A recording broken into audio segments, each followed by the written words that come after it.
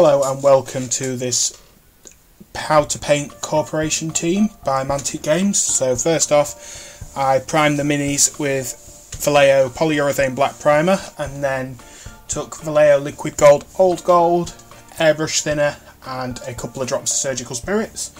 Put this into my airbrush. This is acting as the base coat. So just spraying it all over the mini. If you are going to use Vallejo liquid gold paints in your airbrush, make sure you really shake up the bottle, give it a good stir, and then add about 2 to 3 parts paint to 2 parts airbrush thinner and 1 part surgical spirits, because I would always advise surgical spirits for this because it contains castor oil and it's a high percentage alcohol, so it'll thin the liquid gold down and also make it easier to pass through the airbrush because it's actually lubricating it slightly. I've tried it with isopropanol, it works, but I've got better effects with surgical spirits than with isopropanol alcohol. Okay, so as you can see, just giving them an all over base coat. You could use a similar method for painting sanguinary guard, for instance, because they're predominantly gold. Although after this coat had dried, I would then go in with Vallejo white gold as a highlight colour, and then line highlight all the armour panels with silver, Vallejo liquid gold silver if you wished. So next up, I'm going to be masking off areas I want to keep gold. This is the Vallejo liquid mask. You can use other products like Maskol, and there's other companies make it as well, but I prefer the Vallejo one because it's actually water based. Most of them are ammonia based, so cleaning your brushes is pretty much you need ammonia to clean them, which if you've never used ammonia before, it really does stink. That's why I prefer the Vallejo stuff. I use the Maskol for things like armour chipping and things like that. I'll probably do a tutorial on that later on, but for this instance, because I'm using a brush, I use the Vallejo stuff. I did do some test miniatures where I painted them red first and then put the gold over the top, but I find the alcohol in the paint actually reacts with the mask and cause it to peel a little bit, so that's why the gold went on first. Mainly because the gold is predominantly not the main colour in this, but it works better this way round, I found. So as you can see, I was using some reference photos from the Iron Man films because I'm kind of going for like an Iron Man theme with this team. So just masking off little areas of gold, so bits on the legs, bits on the chest, shoulders, they're all varied up as well, so they all don't look identical. But I went for a uniform colour of red and gold because I didn't want all different colours throughout the team.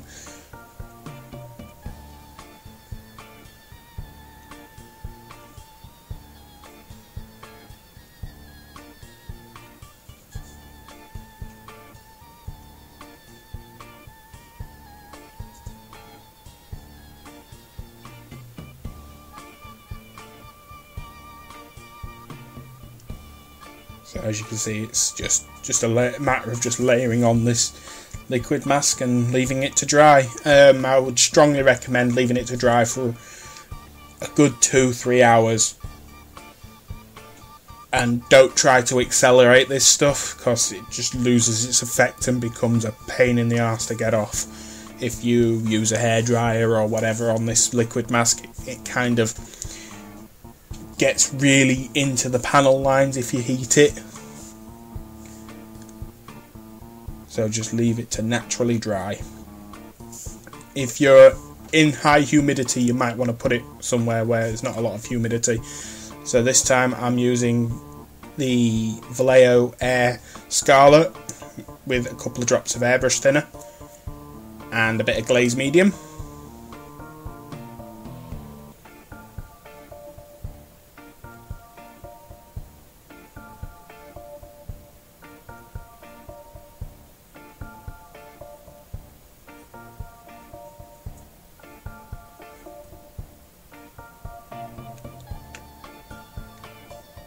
So I already gave them a spray with carmine red beforehand, and this is just the top colour.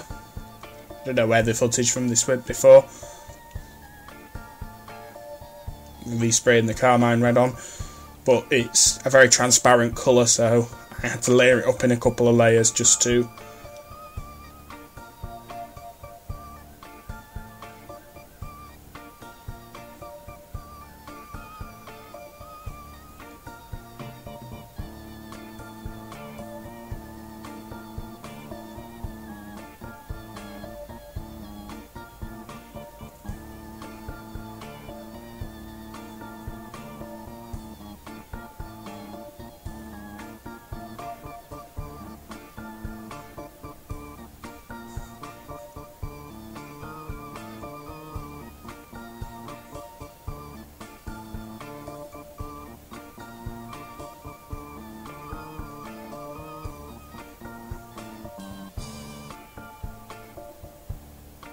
Okay, so now they're dry. I'm now removing the liquid mask using a cocktail stick and cotton wool buds just to reveal the gold underneath. This can be a little bit time consuming, just taking it all off. You can rub it with your finger a little bit, but I tend to just use a bit of cotton wool bud and roll it over the surface. Make sure your paint is fully cured before you try this step. Some of it can be a bit of a pain. It can take a little while to take it all off, but just work at it. I'd strongly recommend having a few breaks in between, because this can be quite monotonous trying to remove all this, making sure it's all off. But just stick with it, it'll give you a nice effect.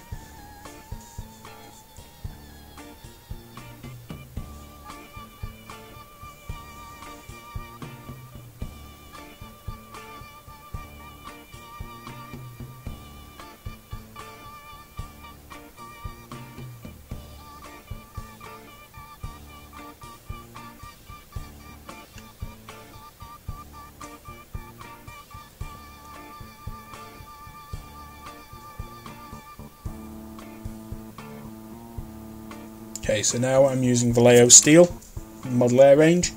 This is to paint the Dreadball gauntlets on the strikers and the jacks.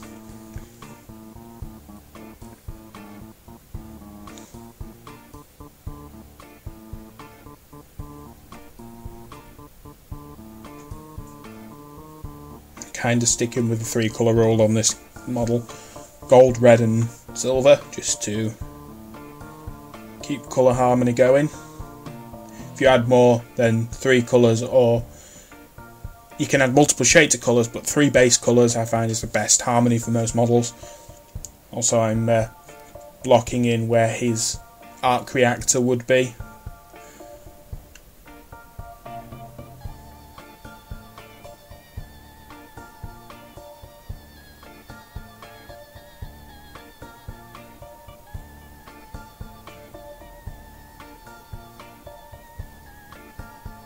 Picking out a couple of details like the eyes and the certain parts on the Dreadball gauntlet and the like studs in their armour where like rivets would be, or where they sort of bolt the armour together. It's like just giving it a little bit of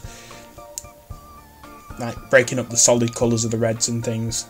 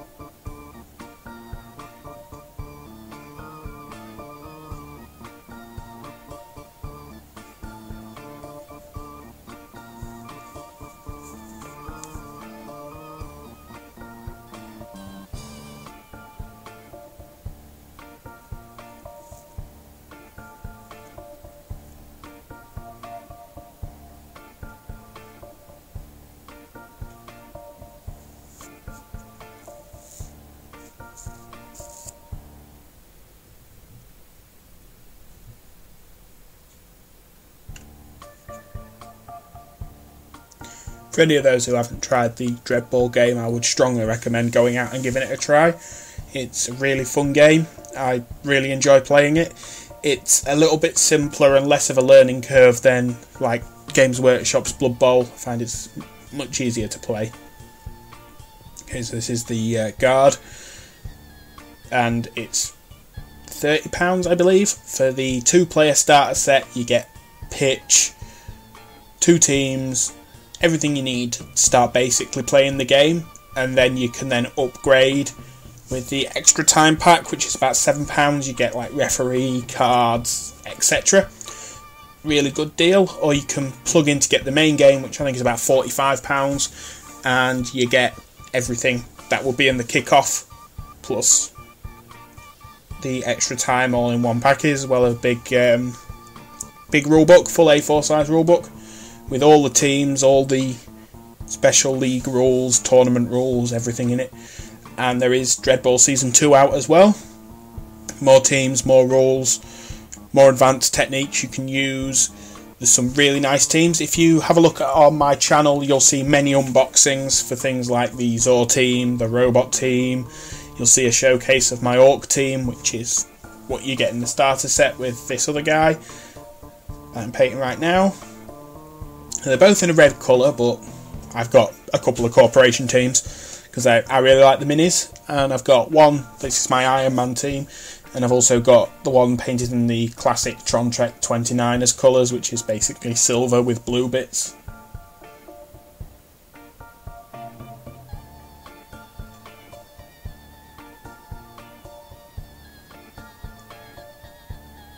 But the sculpts are lovely. As well as there's things like MVPs as well. You can buy an MVP for like £4.50, I think it is at retail price. And now I'm painting in the grey rubber seals on the strikers, because strikers are less armoured than guards.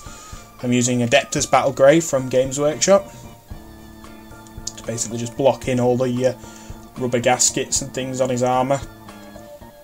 Strikers wear very little armour because they jump around and run really quick around the pitch. They need to be nimble and fast, so they're not wearing any armour.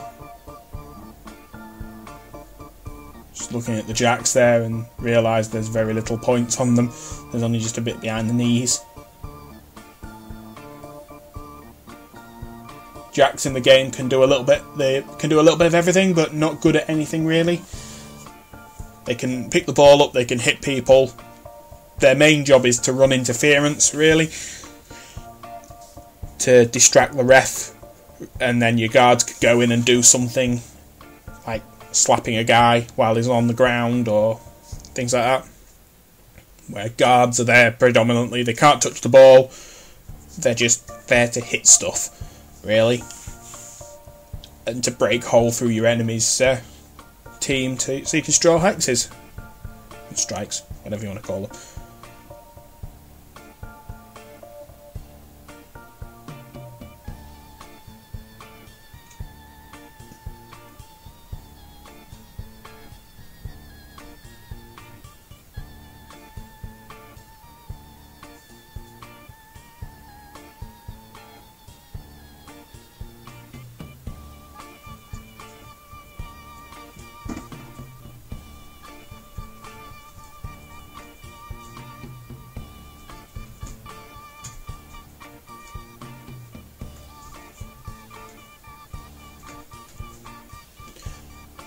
Okay, so now I'm priming the miniatures for the enamel pin wash. I'm using Humbrol Clear. It's a liquid varnish, no need for thinning. It's a really good product. I use it a lot now.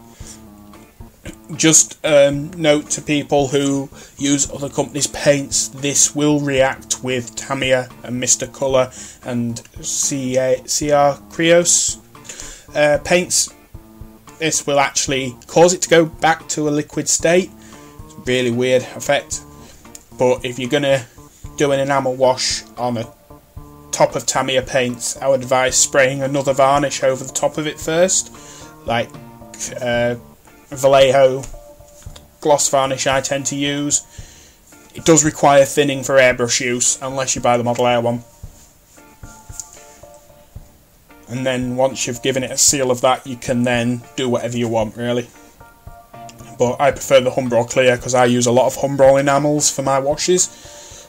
The Humbrol Clear is a good base for that, and it doesn't react with anything. Well, none of the Humbrol products anyway, or the Vallejo products for that matter.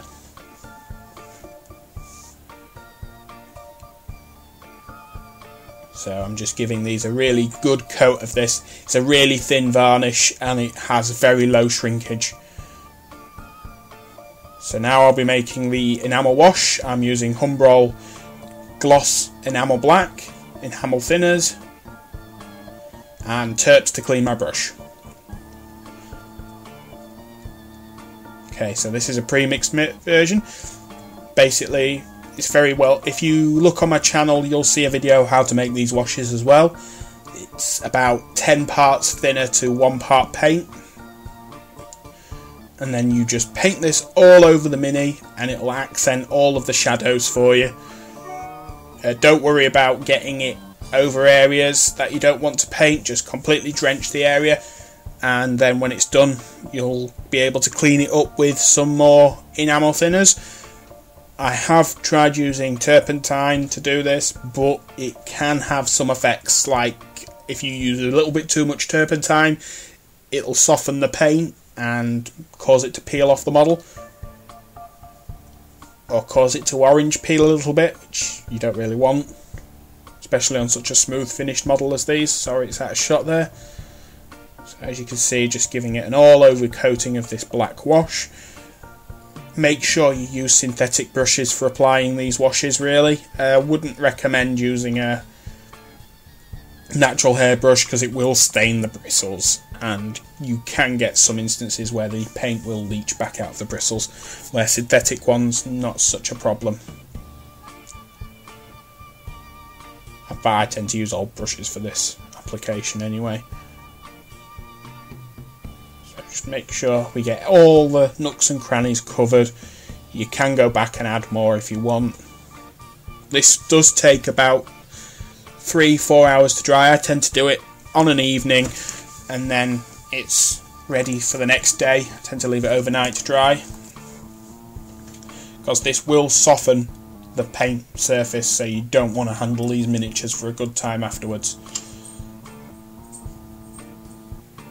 Okay, so now I'm on to the cleanup. It's just enamel thinners and cotton wool buds, or Q-tips, whatever you want to call them. So we just moisten the cotton wool bud and rub it all over the surface to remove the excess wash. And this will give us a nice finish. Sometimes you go in, do some cleaning, leave them for a little while, and then go back and do a bit more. It's kind of a wax on, wax off process. So sometimes you want to remove more wash from certain areas than others. This, coupled with this ethereal priming, makes a really nice effect on models. So as you can see, I'm just taking off the wash off of the upper surfaces of his armour and leaving it in the recesses. Also very good for doing raised panel lines as well. You can apply it around them, and then when you remove it, brush it up against the panel line, you get nice shading there. After this is left to dry overnight again, I then go back over it with some Humbrol Clear. This is to give me my nice shiny colour, because I want a nice shiny team. And just giving these a light dusting. Oh, by the way, I lost a bit of footage here. I used some Revell luminous yellow paint. I can't remember exactly what colour number it is. I'll just have a look for you. It's SM312. Use this to paint the eyes and the arc reactors in their chests, and also used some Chaos Black paint to do the bases as well.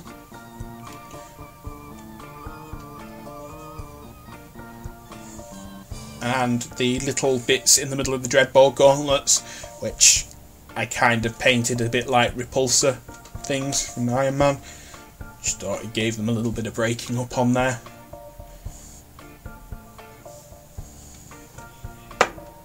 As you can see, just giving them another light coat of Humbrol Clear just to finish them off.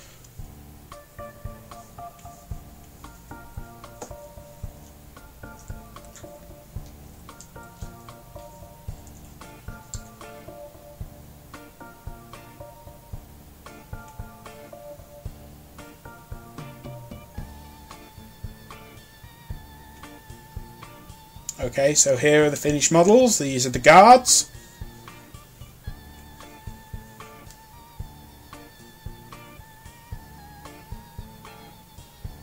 I've glued them onto their clear hex bases, which have been magnetised at the front. These are the 4 jacks you get in your team. They're all numbered as well. I used some spare decals I had left over.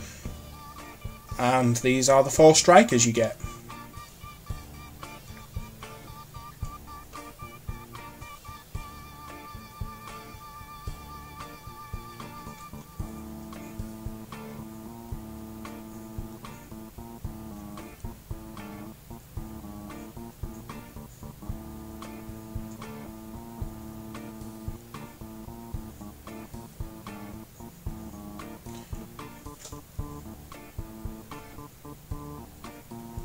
So, okay, thank you very much for watching. Please don't forget to comment, rate and subscribe.